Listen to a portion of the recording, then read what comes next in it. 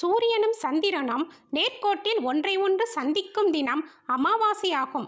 இறந்து போன நம் முன்னோர்களின் ஆன்மாக்கள் புண்ணிய லோகத்திலிருந்து இந்த நாளில் பூமிக்கு வருவார்கள். தங்களது தலைமுறைகளை சூட்சமான முறையில் கண்காணித்து அவர்கள் தொடங்கும் காரியங்களை கனிவோடு பார்ப்பார்கள். அந்த காரியம் வெற்றி பெற ஆசீர்வதிப்பார்கள் என்பது ஐதீகம். அமாவாசைகளில் ஆடி அமாவாசை சிறப்பு வாய்ந்ததாக கருதப்படுகிறது.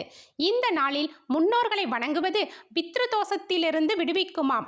மாதந்தோறும் அமாவாசை தினம் வந்தாலும் ஆண்டுதோறும் வருகின்ற ஆடி மாத அமாவாசை, புரட்டாசி மாத மகாலயபட்ச அமாவாசை, தை அமாவாசை ஆகிய 3 அமாவாசை தினங்கள் முக்கியமானவைகளாக கருதப்படுகின்றன.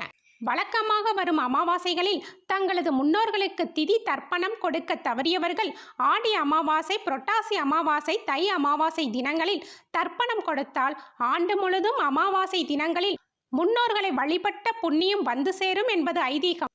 இந்த அமாவாசை நாளில் முன்னோர்களுக்கு நீர்நிலைகளில் தர்ப்பணம் கொடுப்பது நல்லதாகும். தர்ப்பணம் கொடுக்க முடியாதவர்கள் அன்னதானம் செய்யலாம். இப்படி செய்வதன் மூலம் பித்ருதோஷம் நீங்கி குடும்பத்தின் மகிழ்ச்சியை அதிகரிக்கும். மேலும் காகத்திற்கு படையல் போடுவதும் முன்னோர்களை மகிழ்ச்சியாக்குவதற்கு எளிய வழியாகும்.